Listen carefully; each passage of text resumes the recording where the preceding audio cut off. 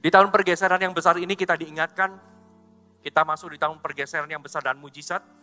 Kita diingatkan bukan hanya keadaan bisa berubah, tetapi kita harus berubah. Kita pun juga harus berubah. Pergeseran besar pertama-tama bukan keadaannya yang bergeser, hati kita ini harus mengalami pergeseran besar. Dari yang kanak-kanak harus jadi dewasa.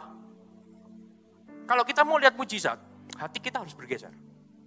Kalau hati kita nggak pernah bergeser, nggak pernah menjadi dewasa, tahun demi tahun akan sama saja. Tuhan mau tahun ini kita menjadi pribadi yang dewasa. Tuhan mau kita menjadi orang-orang yang dewasa rohani dan karakternya. Saya tahu bahwa proses menjadi dewasa nggak bisa instan. Proses menjadi dewasa itu hari demi hari. Sama seperti murid Yesus ketika dia berjumpa dengan Yesus untuk yang pertama kali. Dia nggak dewasa. Kenapa? Itu dibuktikan dengan firman Tuhan, catat bahwa ketika dia tangkap ikan, tangkap sejumlah besar, dikatakan jalannya mulai koyak, perahunya hampir tenggelam. Tapi ketika dia mengikut Yesus 3,5 tahun, yang terjadi di di Injil Yohanes dikatakan kalimatnya begini, sungguh sebanyak itu pun ikan yang ditangkap, jalan mereka tidak koyak. Sadar nggak sadar, tahu nggak tahu, ketika kita mengikut Yesus hari demi hari, harusnya kita dibawa semakin dewasa. Kita dibawa semakin kuat. Kita dibawa semakin luar biasa. Kita bisa melihat dari kehidupan murid-muridnya. 3,5 tahun. Cukup membuat apa yang dipercayakan Tuhan gak koyak di dalam hidupnya. Siapa di sini yang sudah mengikut Tuhan Yesus lebih dari 3,5 tahun? Angkat tangannya. Wow, seharusnya setiap kepercayaan itu gak koyak di dalam hidupmu. Makanya tahun ini kita harus melangkah di dalam sebuah kedewasaan. Tahun ini kita harus mempersiapkan diri kita untuk sesuatu yang besar. Gak bisa hidup kita sama saja dari dulu. Kita perlu tuntunan Tuhan, kita perlu berjalan bersama Tuhan di tahun pergeseran besar dan mujizat ini. Coba kita sama-sama buka. 1 Korintus pasal yang ketiga. Kalau besok suka mencatat, kasih judulnya adalah menuai perkara rohani. 1 Korintus pasal yang ketiga, ayat yang pertama sampai ayat yang ketiga saja. Ketiga bagian A. Dikatakan seperti ini. Dan aku, saudara-saudara, pada waktu itu tidak dapat berbicara dengan kamu seperti dengan manusia rohani. Tetapi hanya dengan manusia duniawi yang belum dewasa dalam Kristus. Susulah yang kuberikan kepadamu bukanlah makanan keras sebab kamu belum dapat menerimanya. Dan sekarang pun kamu belum dapat menerimanya karena kamu masih manusia duniawi. Katakan amin. Firman Tuhan jelas katakan di ayat yang pertama, pada waktu itu Paulus tidak dapat berbicara dengan orang-orang Korintus, murid-murid di Korintus. Pada waktu itu tidak dapat berbicara dengan kamu seperti dengan manusia rohani. Tetapi hanya dengan manusia duniawi yang belum dewasa di dalam Kristus. Dikatakan pada waktu itu gak dapat berbicara dengan kamu. Tuhan berbicara itu sebuah anugerah.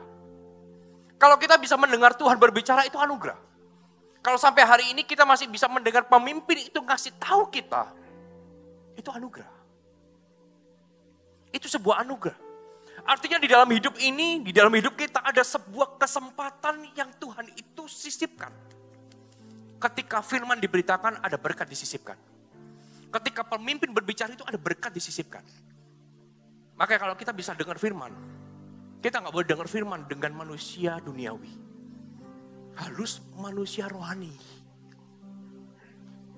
Kalau kita bisa dengar pemimpin berbicara, pemimpin bahasanya kasih wejangan kita, harusnya kita bersuka cita. Harusnya kita bersuka cita karena kesempatan mendengar Tuhan berbicara itu langka. Makanya saya bilang itu sebuah anugerah. Nah, kalau kita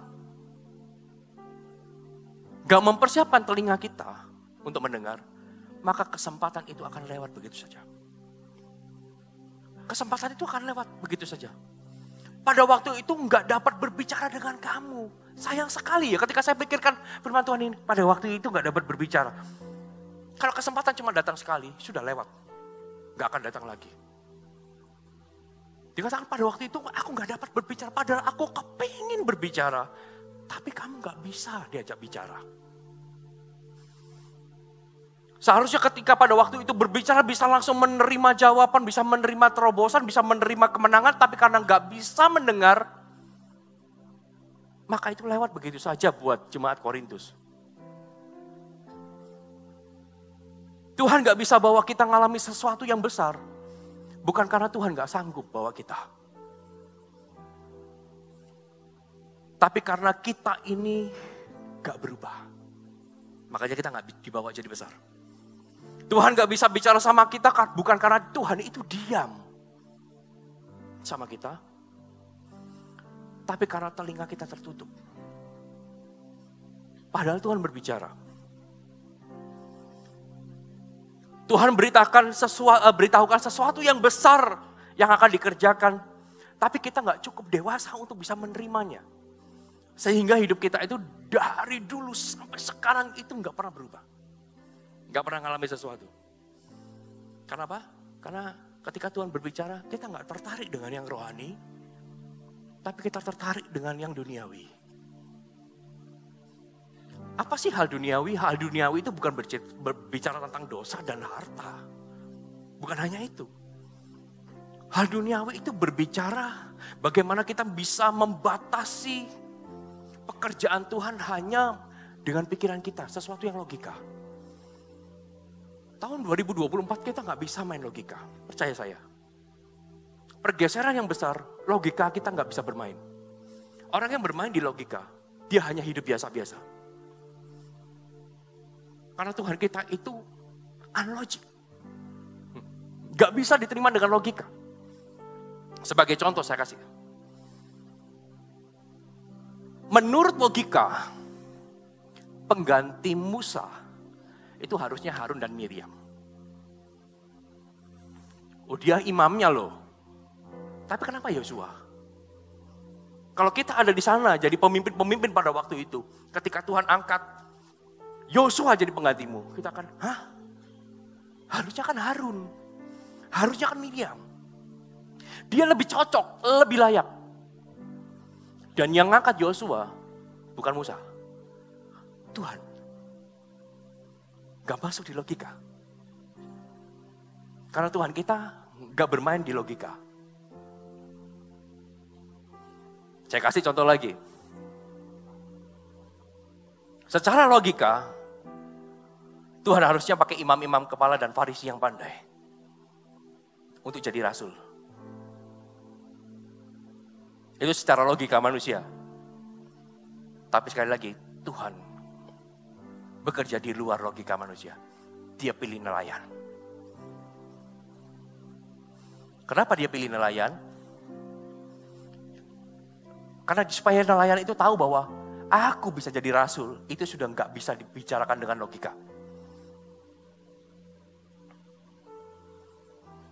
Bisa bayangkan kalau misalnya imam kepala yang jadi rasul, ketika dia lihat Yesus berjalan di atas air. Ketika Tuhan berkata, kamu kesini, gitu ya. Dia akan banyak hitungannya, secara matematika, fisika nggak mungkin. Terlalu pinter. Nggak mungkin. Secara hitung-hitungan nggak bisa. Tapi karena nelayan, orang yang nggak pandai yang dipilih jadi rasul, ketika Tuhan berbicara, aku ini kemari, nggak pikir panjang. Dia langsung turun dan dia berjalan. Kenapa? Karena Petrus akan berpikir begini, aku jadi muridnya Yesus, rasul, itu sudah nggak masuk akal. Kalau cuma suruh berjalan di atas air, sama-sama nggak masuk akal ya sekalian. Nggak bisa. Makanya untuk kita bisa mengalami sesuatu yang besar, berjalan dalam perkara rohani, itu adalah sebuah keharusan. Buat kita. Kita harus jadi manusia rohani. Coba katakan kanan kirinya, kamu harus jadi manusia rohani. Kita nggak boleh anti dengan yang rohani. Orang yang anti dengan hal yang rohani, itu berarti masih duniawi. Karena apa? Karena Paulus katakan, pada waktu itu aku nggak bisa bicara dengan kamu seperti pada waktu manusia rohanimu. Tapi seperti manusia duniawi, nggak nyambung. Makanya pesan Tuhan sederhana, simple. Apa yang bisa kita tangkap sebagai pesan Tuhan? Dikatakan gini, dan aku, saudara-saudara, pada waktu itu nggak dapat berbicara dengan kamu seperti dengan manusia rohani. Tetapi hanya dengan manusia duniawi yang belum dewasa di dalam Kristus. Ada sebuah perbedaan antara kita mendengar ketika kita siap dalam manusia rohani dengan ketika kita masih manusia duniawi. Ada perbedaan. Ketika kita dengar firman di telinga kita, kalau kita ini sudah jadi manusia rohani, oh saya percaya hari ini juga sesuatu yang besar terjadi. Tapi kalau kita cuma manusia duniawi, cuma dengar sesuatu, oh ya sudah selesai. Gak akan terjadi apa-apa. Dikatakan bahwa Paulus gak bisa bicara enak dengan orang-orang Korintus ketika manusia duniawinya lebih dominan. Lebih besar daripada manusia rohani. Pesan Tuhan gak bisa disampaikan ketika masih manusia duniawi. Manusia duniawi itu gak bisa diajak bicara. Kalau diajak hal-hal yang rohani gak nyambung juga. Ngomong tentang kegerakan, ngomong tentang visi, gak nyambung. Gak bisa diajak berjalan sama-sama, karena apa? Karena arahnya beda. Yang sini duniawi, yang sininya rohani. Gak nyambung.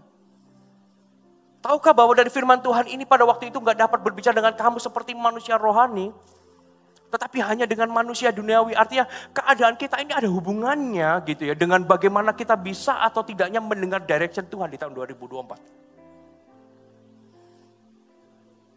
Kalau kita mau mendengar direction Tuhan, arahan Tuhan, gak bisa enggak, harus manusia rohani. Harus manusia rohani. Karena apa? Ini yang bisa kita pelajari. Manusia rohani akan membawa kita menuai kepekaan. Ini buat saya yang pertama. Manusia rohani akan membuat kita menuai sebuah kepekaan. Kita perlu kepekaan rohani di dalam kehidupan kita sehari-hari. Kalau kita nggak mendengar Tuhan, maka kita nggak bisa melakukan tepat seperti apa yang Tuhan mau. Kalau kita nggak bisa mendengar Tuhan, nggak bisa tahu apa yang Tuhan perintahkan, maka pasti kita nggak bisa melihat apa yang Tuhan tunjukkan sama kita. Kenapa? Nggak peka,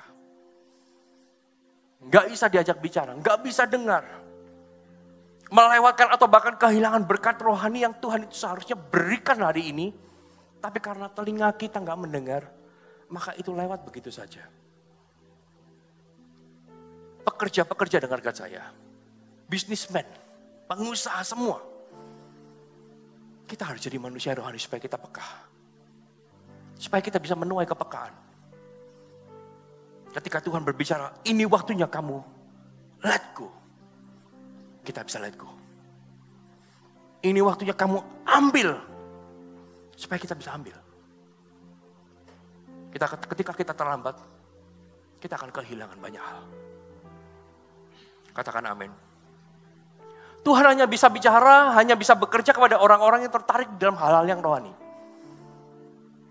Tuhan bekerja di dalam kehidupan orang-orang yang dewasa rohani. Dewasa rohani bukan hanya melayani, bukan hanya pergi ke gereja, tetapi sebuah ketertarikan hati kita untuk kita melekat sama Tuhan. Ketertarikan kita, kehausan kita akan hal-hal yang rohani. Akan apa yang Tuhan mau kerjakan di dalam kehidupan kita.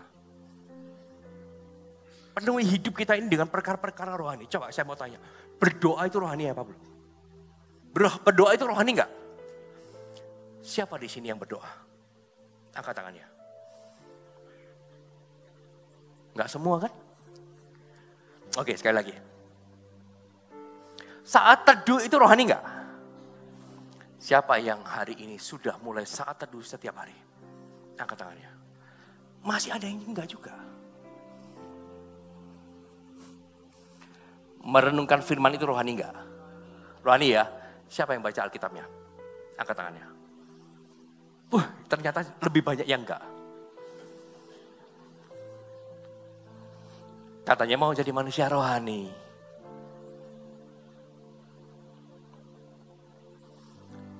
Visi Tuhan itu rohani enggak? Halo? Siapa yang hari ini sudah ada di dalam visinya Tuhan?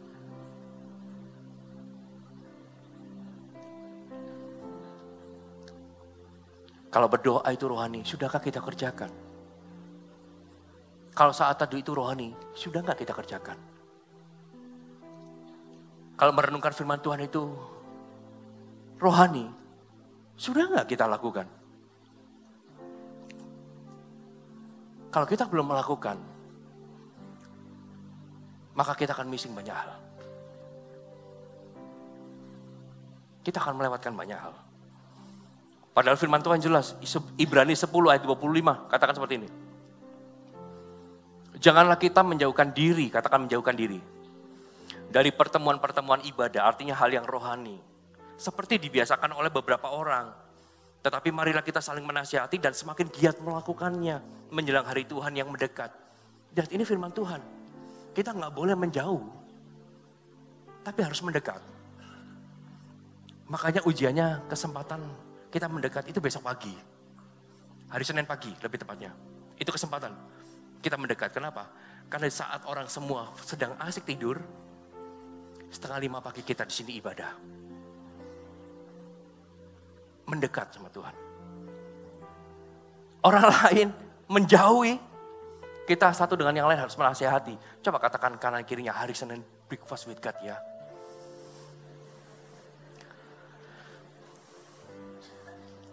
Jam berapa acaranya? Coba kasih tahu kanan kirinya. 4:30 pagi apa sore? Pagi Bapak Ibu, jangan sore ya. Kalau 4:30 pagi bangunnya jam berapa? Sudahlah, gak usah pikir bangunnya. Kalau Bapak Ibu mau tidur di sini juga gak apa-apa. Karena di rooftop, setelah ibadah pukul 7 malam sampai pukul 9, banyak orang gak pulang. Tidur di sana. Tahun kemarin banyak orang tidur di sana, termasuk satu oma-oma. Kalau dia pulang gak ada yang antar lagi, lebih baik dia tinggal di situ, tidur di sana. 4:30. Nah kita pun juga sama. Justru itu kesempatan kita mendekat sama Tuhan. 1 Timotius 4 ayat yang ke-8 juga dikatakan seperti ini. Latihan badani terbatas gunanya. Tetapi ibadah itu berguna di dalam segala hal karena mengandung janji baik untuk hidup ini maupun untuk hidup yang akan datang. Kita harus makin mengembangkan manusia rohani kita agar kita dapat menuai janji-janji Tuhan. Dikatakan ibadah itu berguna di dalam segala hal. Kalau latihan badani terbatas gunanya, ini bukan cuma tentang nge-gym, bukan cuma tentang olahraga. Latihan badani itu adalah bagaimana kita itu mengusahakan. Kalau untuk pekerjaan bisnis kita itu datang ke motivator-motivator. Kita datang ke seminar-seminar, kita membela nih Soro. Tapi kalau untuk ibadah, saya mau tanya, Anda bela nih Soro?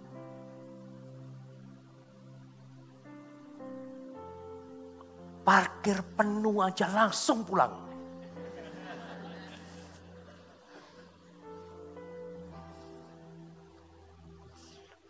Parkir jauh sedikit, jalannya agak jauh sedikit, agak usah ibadah. Nge-mall lebih enak. Tapi kalau untuk seminar breakthrough bisnis, macet pun 2 jam, 3 jam dibela nih. Padahal firman Tuhan jelas, latihan badani terbatas. Tetapi ibadah itu berguna di dalam segala hal. Karena mengandung janji, baik untuk hidup ini sekarang, dan untuk hidup yang akan datang. Harusnya kita lebih membela nih ibadah. Harusnya loh ya. Makanya tergantung saya bicara dengan orang yang manusia rohani atau manusia duniawi. Tapi saya bersyukur di sini semua manusia rohani. Ya, itu berikan kemuliaan buat Allah kita. Haleluya. Kepekaan kita akan suara Tuhan akan membawa kita kepada hikmat-hikmat Tuhan yang luar biasa. Oh, saya berdoa tahun ini hikmat Tuhan yang akan membawa Anda kepada kemenangan akan menyertaimu setiap hari. Katakan amin. Lalu yang kedua, berikutnya, apa yang bisa kita pelajari sebagai pesan Tuhan? Dikatakan begini, ayat yang kedua. Susulah yang kuberikan kepadamu bukanlah makanan keras. Perhatikan ini. Sebab kamu, katakan kamu, belum dapat menerimanya. Katakan belum dapat. Susu yang kuberikan kepadamu bukan makanan keras sebab kamu belum dapat menerimanya. Tanpa membangun manusia rohani maka hidup kita nggak akan dibawa mengalami hal yang luar biasa. Percaya saya. Karena apa? Karena hati kita nggak pernah siap. Pikiran kita nggak pernah siap. Kapasitas hati dan pikiran kita sempit. Pandangan kita sempit. Selalu maunya menerima susu. Bukan sesuatu yang sifatnya lebih keras. Membawa kita maju. Itu yang membuat kita gak bertumbuh. Itu yang membuat kita tetap berada di posisi dari dulu sampai sekarang. Sama seperti orang-orang Korintus. Paulus berkata, susu yang kuberikan kepadamu bukan makanan keras. Sebab kamu belum dapat menerimanya. Tahun pergeseran yang besar, kamu belum dapat menerimanya. Kenapa? Karena kamu gak mau bertumbuh. Karena kita gak mau bertumbuh. Karena hati kita gak mau bertumbuh. Karena pikiran kita gak mau bertumbuh. Karena hati kita gak pernah siap. Pikiran kita gak pernah siap, cara pandang kita gak pernah siap. Makanya pesan yang kedua hari ini. Manusia rohani itu menjaga hati dan pikiran kita benar di dalam menjalani tantangan hidup.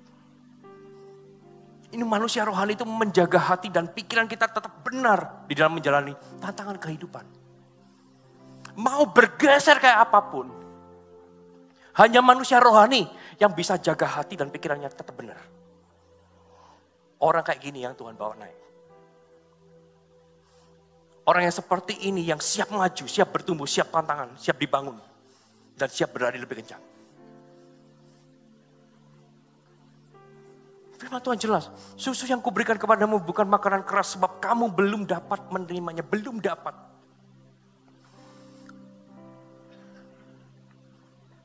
Dikasih tantangan ini, ngalami sesuatu,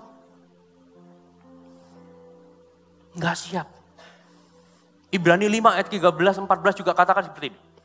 Sebab barang siapa masih memerlukan susu, ia tidak memahami ajaran tentang kebenaran. Sebab ia adalah anak kecil. Tetapi makanan keras adalah untuk orang-orang dewasa.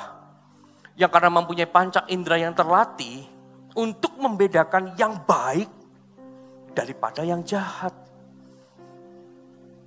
Manusia rohani itu akan membuat hati pikiran kita itu kebal dengan yang namanya sampah rohani. Hanya manusia rohani kita itu yang membuat hati pikiran kita ini kebal dengan sampah-sampah yang masuk. Kita bisa tahu dengan jelas mana yang sampah,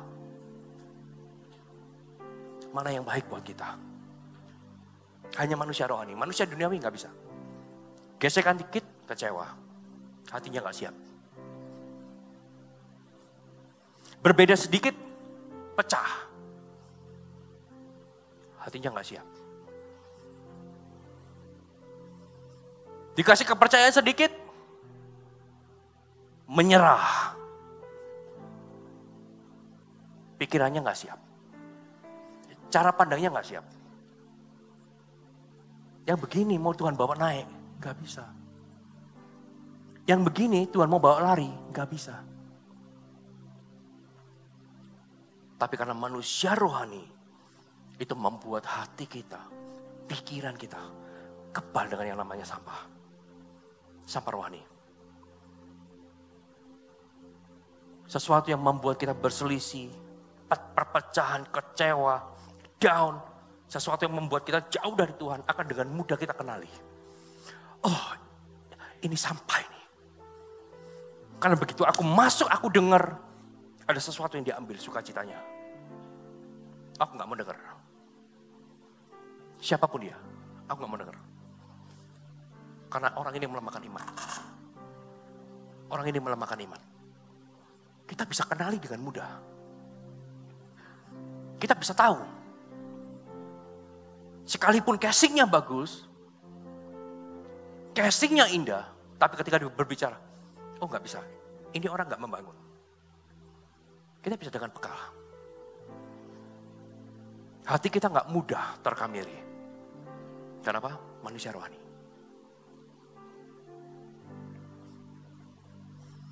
Pergeseran yang besar bukan hanya keadaan, hati kita juga bergeser.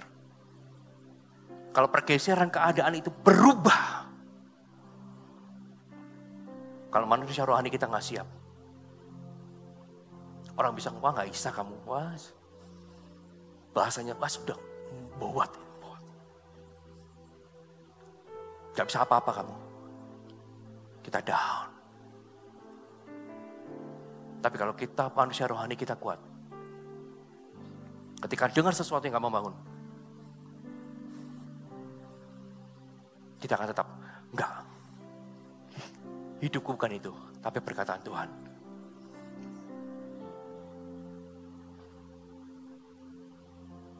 Mau bangun manusia rohaninya? Halo, amin. Makanya pergeseran kita harus besar ini. Yang dari manusia duniawi ke manusia rohani, itu pergeseran besar loh. Jemaat GMS Malang, kita semua harus jadi manusia rohani. Tahun ini kita harus mengalami pergeseran yang besar. Dari yang duniawi jadi rohani. Kalau kayak gitu kita gak bisa terima tuntunan Tuhan.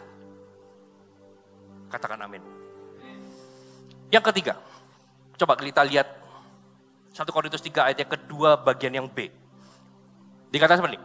Susulah yang kuberikan kepadamu bukanlah makanan keras.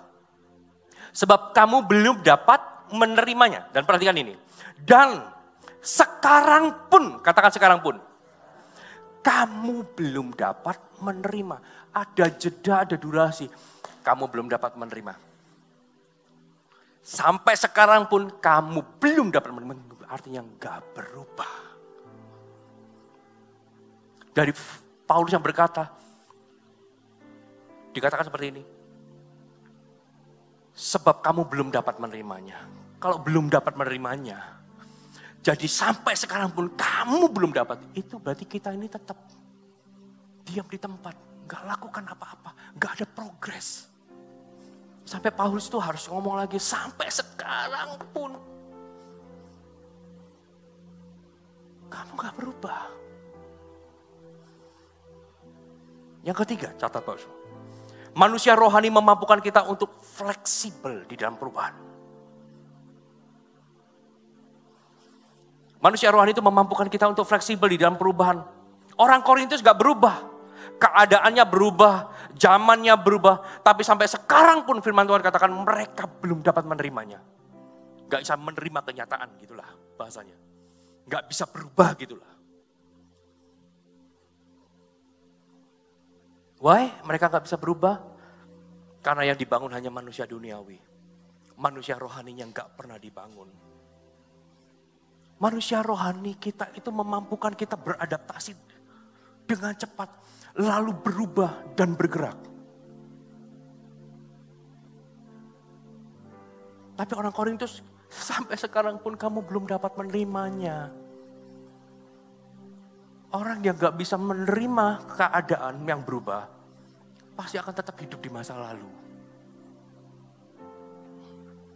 Kalau kecewa, manusia rohani ya, kalau manusia rohani yang dibangun, begitu dia kecewa, hatinya langsung switch ke hati yang benar kembali. Gak berlarut-larut. Itu hanya manusia rohani yang bisa melakukannya. Dia cepat beradaptasi. Kalau bilang, aku gak bisa kecewa, gak mungkin. Manusia itu pasti kecewa. Tapi begitu kita kecewa, langsung switch. Gak boleh. Langsung beradaptasi. Keadaan memang berubah. Tuhan mungkin memang belum menjawab doa. Tapi begitu masuk kecewa, switch, ubah. Hatinya diubah. Cepat beradaptasi dengan hadirat Allah. Dia langsung tahu, oh ini bukan hadirat Allah ini. Ini hadirat Allah, langsung pindah.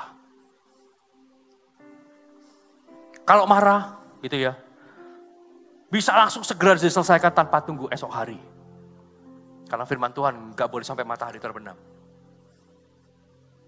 Suami istri, begitu marah, langsung switch. Dengan perubahan, selesai masalahnya. Gak sampai tunggu besok. Sebelum matahari terbenam sudah selesai.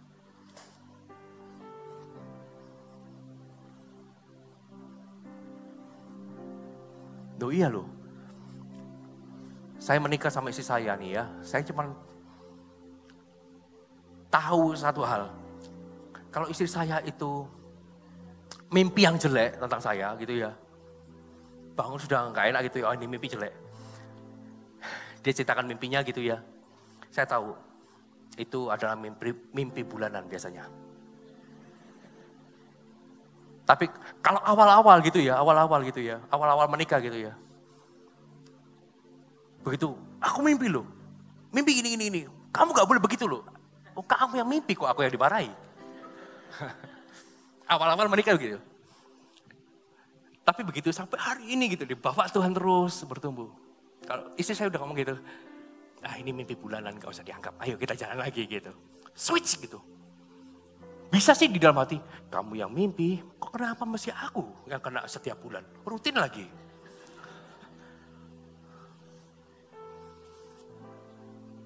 Tapi manusia rohani itu memampukan kita untuk fleksibel di dalam perubahan. Bukan hanya hati kita harus berubah, Tuhan akan izinkan keadaan berubah. Buat beberapa orang ya, saya berdoanya nggak banyak keadaan yang berubah. Jadi lebih berat maksudnya. Kalau lebih baik itu doa saya. Tapi kalau lebih berat, ingat ini. Manusia rohani akan memampukan kita fleksibel dengan perubahan. Sekalipun harus berubah, kita akan cepat menyesuaikan diri. Cepat adaptasi sehingga kita bisa bangkit, kita bisa berlari kembali. Yang setuju berikan kemuliaan buat Allah kita. Kalau kita nggak fleksibel dengan perubahan, dengan pergeseran, maka kita akan selalu hidup di masa lalu. Karena sebanyak orang itu cuma berkata dulu saya ini dan saya itu. Tapi sekarang ketika zaman udah berubah. Where are you? Di mana kamu? Gak bisa menerima perubahan. Tahun ini tahun pergeseran besar. Pertanyaannya siapkah kita dengan perubahan? Siapkah kita berubah? Bukan hanya siapkah kita dengan perubahan, siapkah kita berubah? Tuhan harus ubah kita. Harus. Tuhan harus bawa kita mengalami pergeseran besar di dalam diri kita. Dia harus melakukan perubahan. Karena apa? Ini firman Tuhan terakhir. Ibrani 12. Coba kita buka sama-sama. Ibrani 12 ayat ke-26 dan 27. Firman Tuhan katakan seperti ini. Waktu itu suaranya menggoncangkan bumi. Tetapi sekarang ia memberikan janji satu kali lagi. Katakan satu kali lagi. Aku akan menggoncangkan bukan hanya bumi saja, melainkan menggoncangkan bumi saja, melainkan langit juga. Ini berarti pergeseran yang besar. Bukan hanya bumi, langit juga digoncang. Dan ini ayat 27 luar biasa. Ungkapan satu kali lagi menunjuk kepada perubahan apa yang dapat digoncangkan. Karena ia dijadikan supaya tinggal tetap apa yang tidak tergoncangkan. Goncangan itu harus terjadi dalam hidup kita. Pergeseran yang besar harus Tuhan lakukan dalam hidup kita. Supaya Tuhan menghabiskan semua yang bisa digeser. Cuma satu yang gak bisa digeser. Penggenapan janji Tuhan dalam hidupmu. Satu kali lagi menunjuk kepada perubahan apa yang dapat digoncangkan. Tuhan akan tetap mengubah. Tuhan tetap akan mengambil apa yang harus diambil. Supaya apa? Supaya tinggal tetap apa yang tidak tergoncangkan. Tuhan akan datangkan pergeseran perubahan besar untuk mengubah sesuatu dalam diri kita agar tuayan. Perkara rohani itu tinggal tetap tak tergoncangkan. Pergeseran yang besar dan mujizat. Harus dilakukan pergeseran yang besar. Supaya apa? Supaya tinggal mujizat yang tidak tergoyahkan. Itu boleh terjadi di dalam kehidupanmu. Yang setuju katakan amin. Siapa yang mau membangun manusia rohani? Amin. Kita janjian ya. Hari Senin nanti kita sama-sama mau membangun manusia rohani. Kita mau datang pagi-pagian. Sudah percaya saya gini loh. Pasti macet. Pasti gak dapat parkir. Cuma saya mau lihat, Anda bela nih Soro enggak? Kita buktikan. Kalau mall, macet Soro, enggak ada parkir, 1 jam muter-muter, Anda bela nih. Saya yakin itu. Kenapa? Karena saya juga gitu.